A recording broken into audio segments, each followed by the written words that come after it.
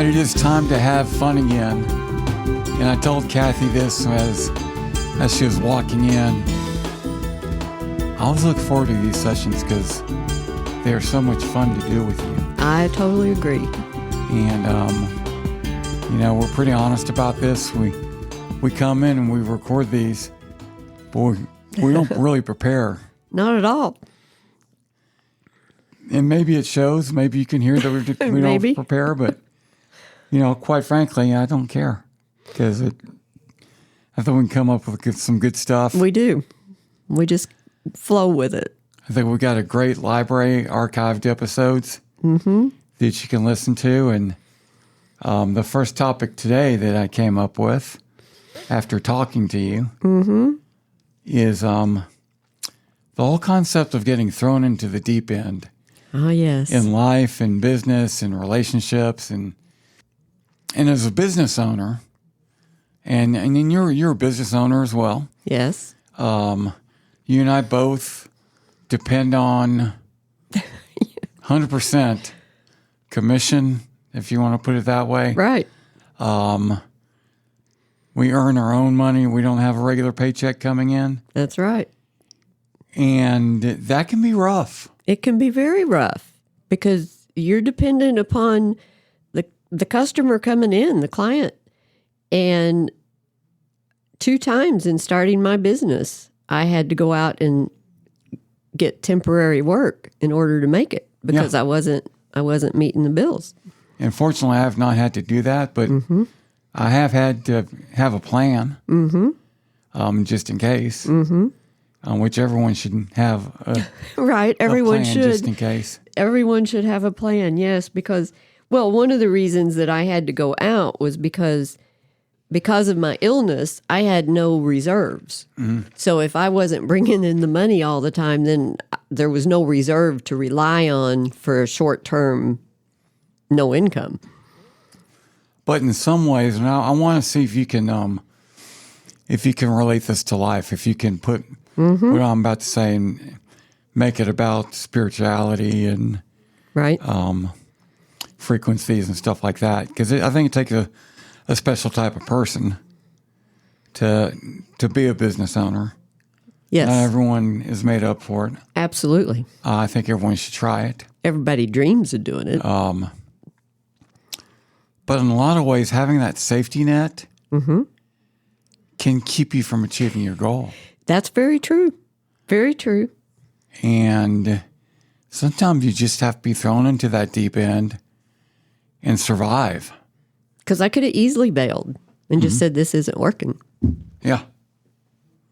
And neither one of us did that. Right. And I guess we still could, but... Oh, I'm not going to now. Yeah, I mean, we're both pretty established. And, I'm to the point of that my thought process isn't, what do I do if this doesn't work? My thought process is, how can I make it work? Absolutely. Better and more efficiently. And right there is where you take it to the spiritual part, is because that is coming from a higher frequency thought than the lower frequency thought of this doesn't work. Yeah. So you're coming, instead of coming from the victim survivor, which is where we all start, victim survivor on the healing path, that's a lower frequency area, but we always feel like the victim. This isn't working. We can't do this. It's a failure.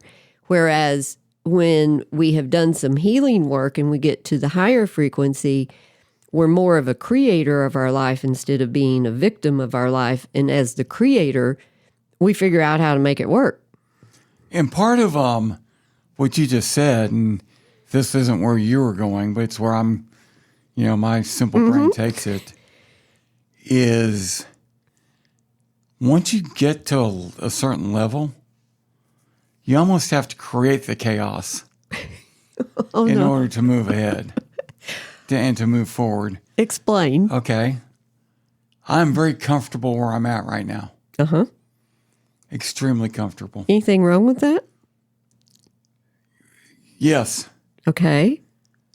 Because when you get comfortable, like where I'm at, that's what's keeping me from expanding this thing to where it really could go.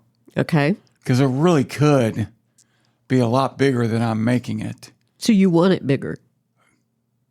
I almost feel like I'm wasting it If you I don't. don't make it bigger. It could be so much bigger. But you know what? I'm feeding my dog. Right. I'm living in a nice apartment. I'm getting everything I need and everything I want. That's the key. I've got everything I want, material wise, income wise. But you still feel a draw to do more. Yes, and I don't need. You don't need it, do but that more. well, but in a way you do, because it's your soul saying, "Hey, this isn't the Exactly. end. Yes. This isn't the end of what you're supposed to do here." So it's like because I completely agree with what you just said, and I know that. It's that draw. It's a inner feel that people can't. They identify it, but they don't understand it sometimes, and it's the soul saying, "Hey, come on, you haven't finished. But I know you signed up for more." I also know myself, and I know that, and a lot of people are like this. If there's a sense of urgency, I can deliver.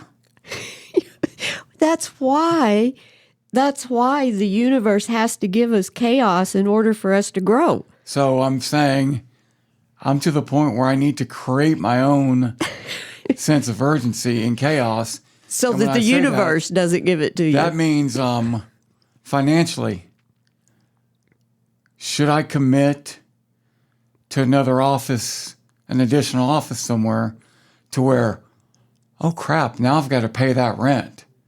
I better get going. I better do something. Should I commit to hiring an employee that's going to be depending on me for a paycheck? Oh crap, I just hired this employee. I've got to justify the expense and I've got to pay him now. Right. And by the way, he or she has a family, so they're depending on it also. So it's like I need to go out and create a sense of urgency. Whereas when I started, that sense of urgency was there because I didn't know how I was going to go. But now it's something I feel like, okay, if I'm going to, because I'm not lazy. There's a better word for it. No, it's not lazy. I can get very content. Yes. And sometimes content can get in the way of progress. It can. There is also the part of always striving and never being content. That can be a problem issue also. I think that's a bigger problem, but that's a problem I wouldn't want to deal with. Yeah, because that's almost going into being a diversion technique because the person can't sit still. Yeah. And you're always chasing that happiness. Well, and you're running from doing your healing work usually. You don't want to feel. So you're staying busy and creating chaos. But that's different from what you're talking about and the chaos that needs. Maybe it's not the chaos, it's the stimulus that's needed in order to get you moving. Yes. And not being, I could even say that about myself, that I'm at a level where it's okay. And do I grow or do I not? And that's just something you have to decide for yourself. Because I'm thinking about, instead of trying to grow this business, keeping it going where it is and letting it evolve, but also doing another side business. Okay, you just opened up a can of worms that I wasn't planning on opening up. Right. But just as a friend, what side business, if you don't mind sharing that?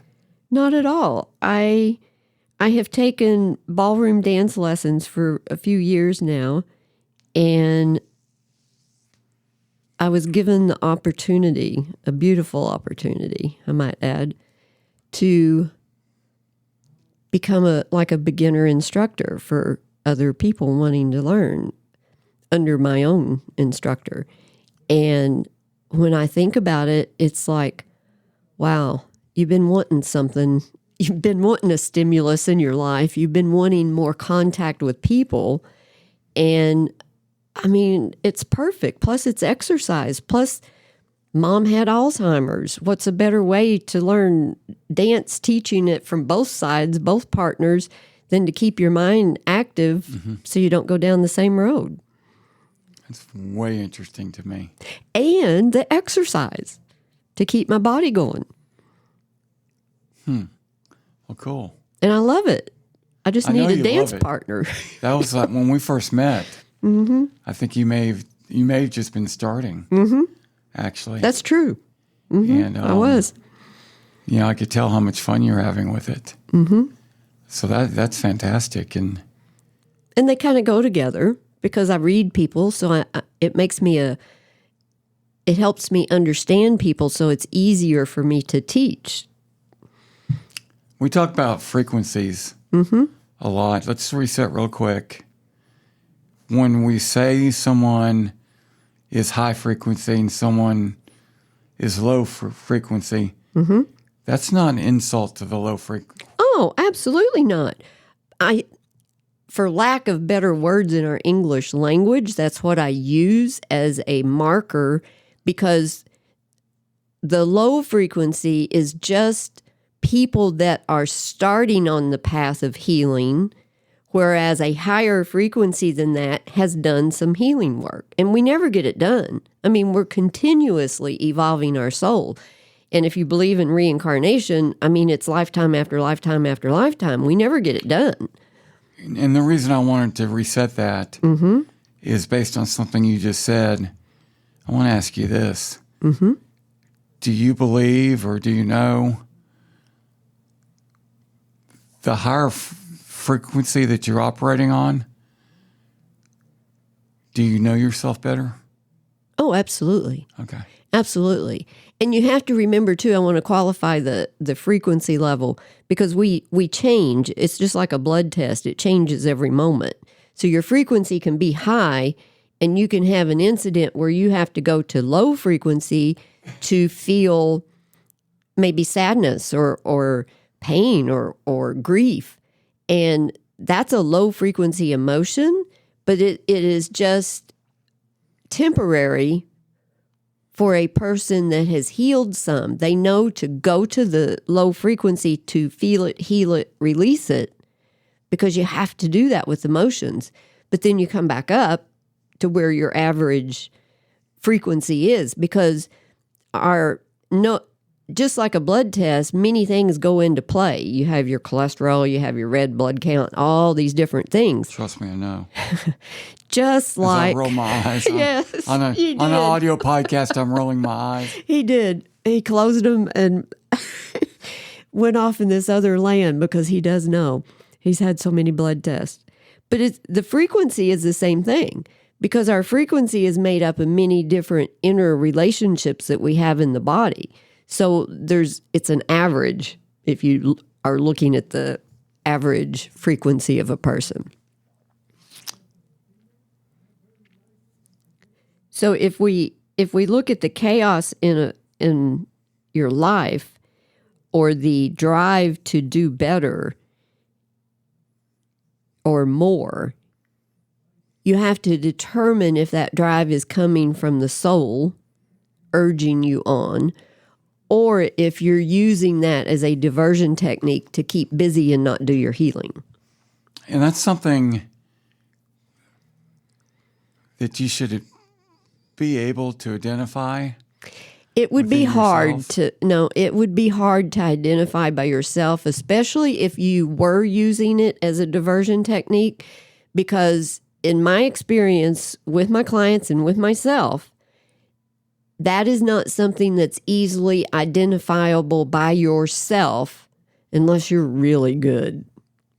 I mean, it's just almost impossible. That's almost something that you have to be able, you identify it almost in hindsight of talking with someone and figuring out what's going on. Okay, in the next episode, let's talk about that hindsight and learning about yourself and learning from your past history, which is redundant past history, learning from your history, learning from your past lives. Okay. As you talk about reincarnation. It's kathydcarter.com where you want to go to find an archive of all these episodes. We also have a 24/7 online audio stream. As a matter of fact, if you're listening to this on the audio stream and you missed the first part of this episode, you can always go back to the podcast archive and hear the entire episode. So check Kathy out, kathydcarter.com, and share it with your friends and family. Thanks.